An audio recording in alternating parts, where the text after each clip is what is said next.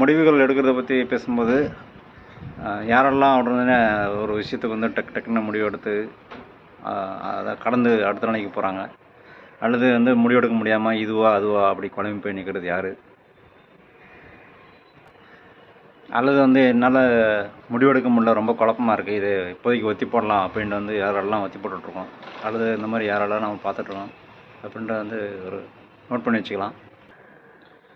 ஒரு பறவை மரத்து மேலே உட்காந்துருக்கு, அது பறக்கணும்னு முடிவு எடுத்துருச்சு அப்படின்னா டக்குன்னு வந்து பறந்துடும். காற்றடிக்கட்டும், இல்லை காற்று வேகமாக அடிக்குது, பறக்கலாமா வேணாமா அப்படின்னு வந்து யோசிச்சுட்ருக்காது. அதே மாதிரி மீன் கொஞ்சம் வந்து தண்ணியில் போட்ட உடனே அது நீந்த ஆரம்பிச்சிடும். ஆனால் மனுஷன் மட்டும்தான் வந்துட்டு ஒரு முடிவு எடுக்கணுன்னா யோசிச்சுட்டு அடுத்து அது நல்லது கெட்டது எல்லாத்தையும் ஆராய்ச்சி பண்ணிட்டு முடிவு எடுப்பாங்க. இது நல்ல விஷயந்தான். சேம் டைம் அந்த முடிவெடுக்க வேண்டிய தருணம் வந்ததுக்கப்புறமா நம்ம யோசிச்சுட்டு முடிவெடுக்காமல் இருக்கிறது தான் முட்டாள்தனம் அப்படின்னு சொல்கிறாங்க. இந்த மாதிரி அந்த தருணம் வந்தப்போ சமயத்தில் கூட நம்ம வந்து எங்கேயாச்சும் முடிவெடுக்காமல் இருந்திருக்கோமா, அல்லது சரியான முடிவெடுத்து அந்த அந்த சூழ்நிலையை கடந்து போயிருக்கோமா? எய்தர் ஆர் அப்படின்ற ஒரு ஆத்தர், புக் எழுதின ஆத்தர் வந்து கீக்கர் கார்டன் பேர் நினைக்கிறேன் அவர் பேர். அவர் வந்து ஒரு ஸ்ட்ரீட்டோட எண்டில் போய்ட்டு லெஃப்ட் ஹேண்டு ரைட் ஹேண்ட் சைடில் ரோடு போகுது அப்படின்னா அந்த இடத்துல கிட்டத்தட்ட மணிக்கணக்காக நின்றுட்டு யோசிச்சுட்டு போகிறான், இந்த பக்கம் போகலாமா அந்த பக்கம் போகலாமா அப்படின்ட்டு. அதே மாதிரி அவர் ஒரு பொண்ணை லவ் பண்ணியிருக்காரு, பேர் ரெஜினா.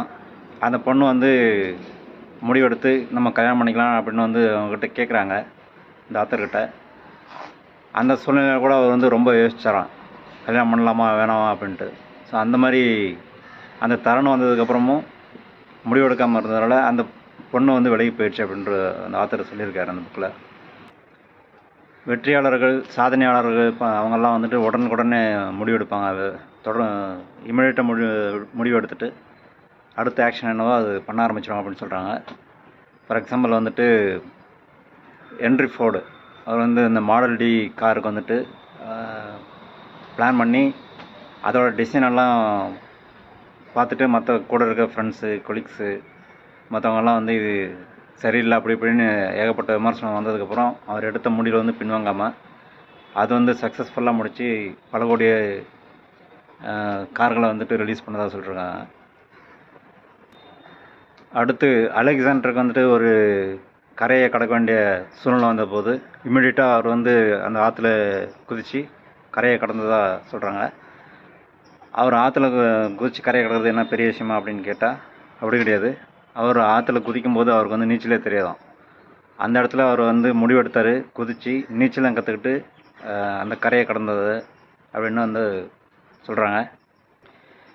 இதில் இமீடியட்டாக முடிவெடுத்து ஆக்ஷனில் இறங்குறதுல வந்து நான் படித்தது ஞாபகம் வருது.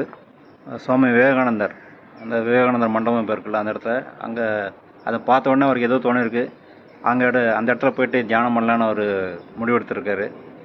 அப்போ வந்து அந்த இடத்துல அவர் படகோட்டிக்கிட்ட கேட்டிருக்காரு, எனக்கு உண்மையாக அந்த கல்லுக்கிட்ட இறக்கி விட்டுரு அப்படின்ட்டு. அவர் வந்து பணம் கேட்டிருக்காரு, இவர்கிட்ட பணம் இல்லை. இவர் உடனே யோசிக்கவே இல்லை, இமீடியட்டாக குதித்து அந்த இடத்துக்கு போயிட்டு அந்த இடத்துல தியானம் பண்ணதாக புக்கில் படித்தது ஞாபகம் வருது.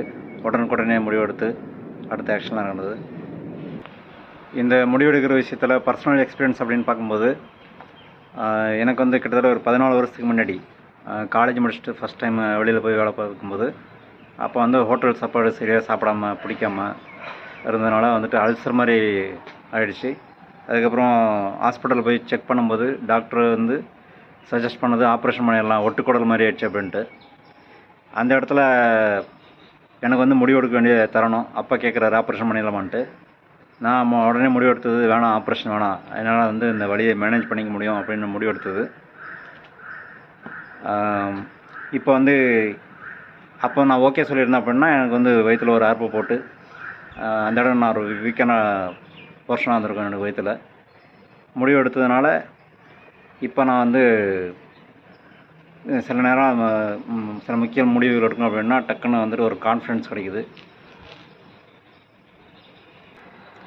அதே மாதிரி முடிவு எடுக்கும்போது சரியாக தப்போ வந்து அதை எடுத்துகிட்டு அந்த நிலையை கடந்துடணும். சப்போஸ் நம்ம வந்து சரியாக பண்ணிட்டோம் அப்படின்னா அது ஒரு கான்ஃபிடன்ஸை கொடுக்கும்.